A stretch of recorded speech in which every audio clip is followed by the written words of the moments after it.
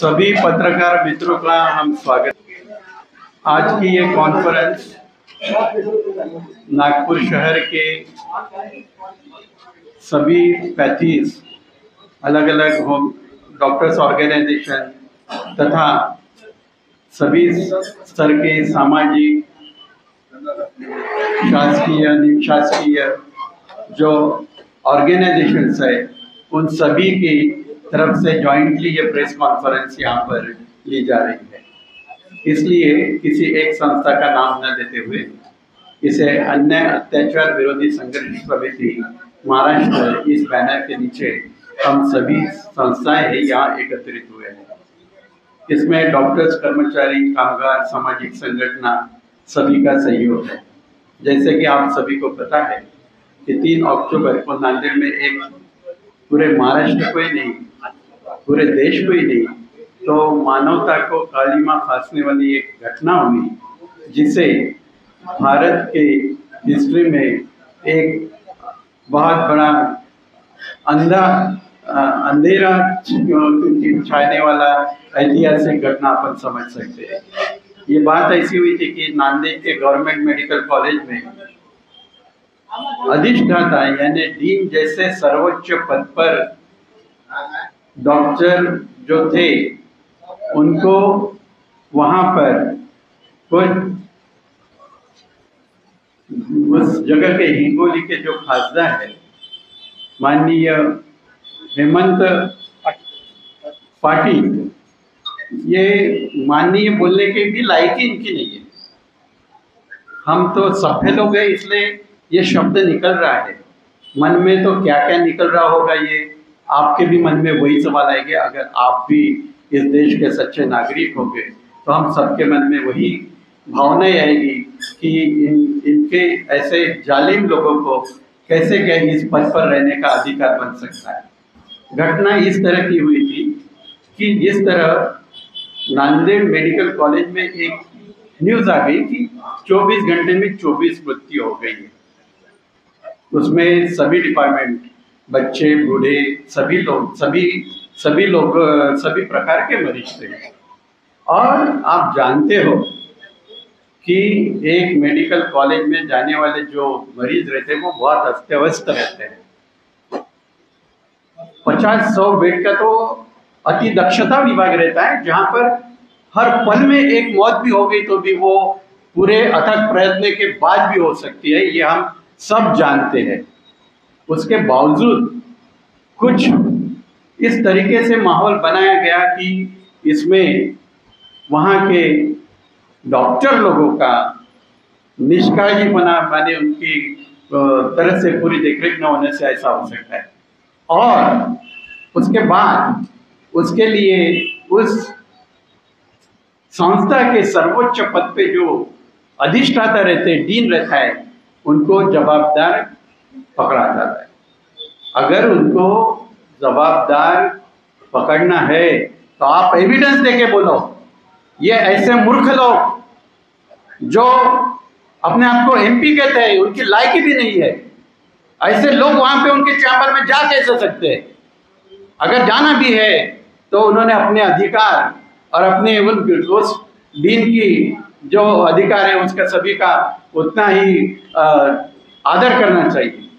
एक डीन ये सर्वोच्च होते हैं, उनके इसमें जाने के बाद उन्होंने जानबूझकर, उनको अगर बात करनी है तो मरीज के बारे में बात करते, क्यों मरे, कैसे मरे, ये मानते। लेकिन संडास गंदा है और वहां पे उनको डीन को वहां संडास साफ करने के लिए मजबूर करना। अगर कोई अम्बेडकर एक दूसरा लेता तो 2 कनपट पे सेक देता था, हो सकता था ऐसा। उस वक्त कोई किसी के माहौल इसमें ये नहीं रहता है कि जो अम्बेडकराइट रहते हैं या कोई भी जिसको खुद की स्वाभिमान है, वो कोई भी रहा हो, वो अगर उसको इस तरीके के करने के लिए मजबूर किया जाता तो उसका भी पारा अगर भड़कता है तो वो एक आध बार 2 कनपट पे लगा देता था। लेकिन डीन ने अपनी सोच समझ को, अपनी याददाश्त अपने काबू में रहते हुए, वो उच्च पद पर काम करते हुए है, तो उन्होंने अपने सभी भावनाओं को काबू में रखते हुए मजबूरन वो उन्होंने जो उनको वहाँ पर टॉयलेट साफ करने के लिए बोला, पानी डालो, झाड़ू मारो, वो मजबूरी में की नहीं। उसके बाद में उन्होंने अपना इंटरव्यू देके उसी पे उतनी अपनी बाजू भी बताई है कि उसमें जो मरीज मरे उसमें किसी भी डॉक्टर का कोई दोष नहीं था।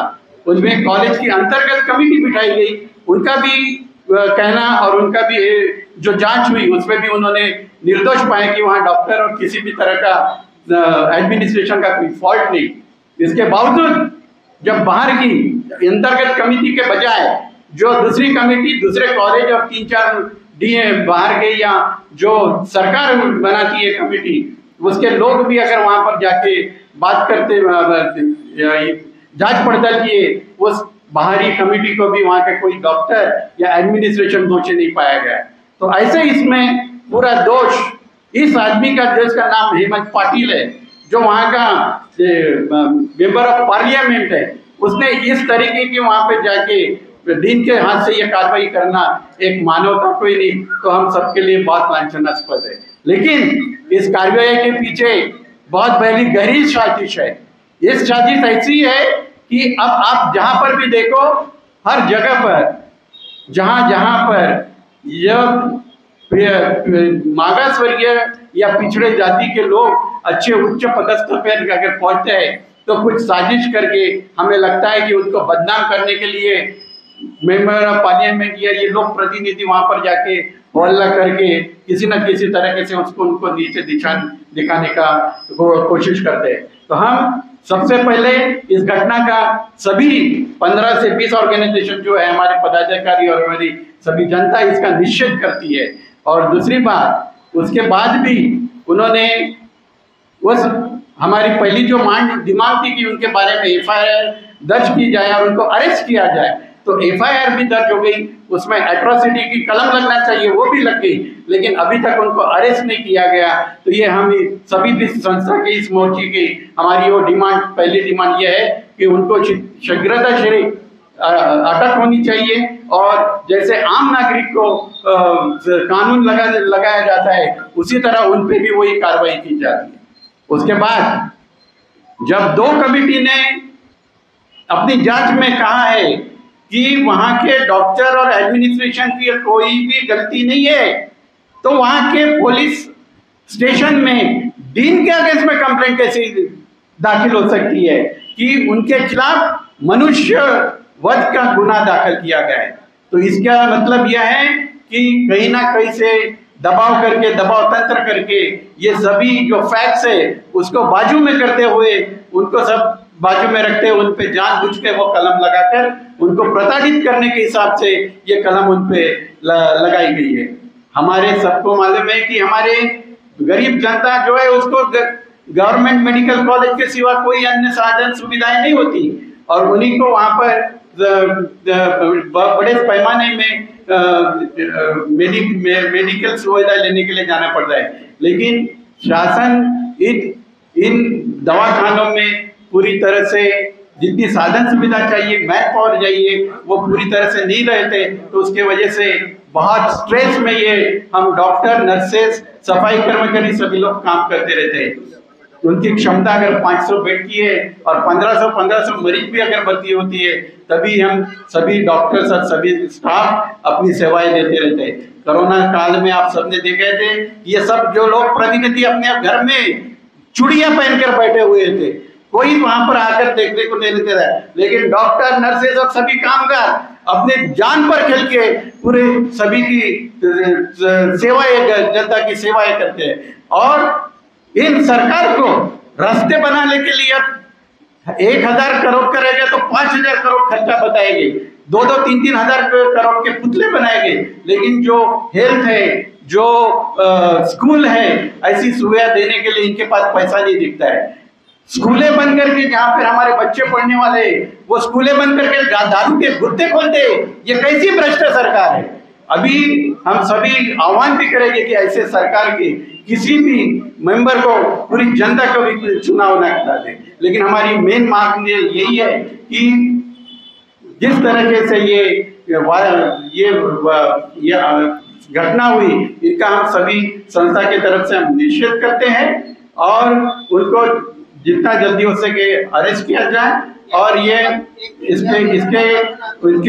इसके बाद अरेस्ट किया जाए और जो डीन के ऊपर जो गलत तरीके से एफआईआर हुआ है उसको उन्होंने वापस कर लेना चाहिए। आगे बाकी का कार्यक्रम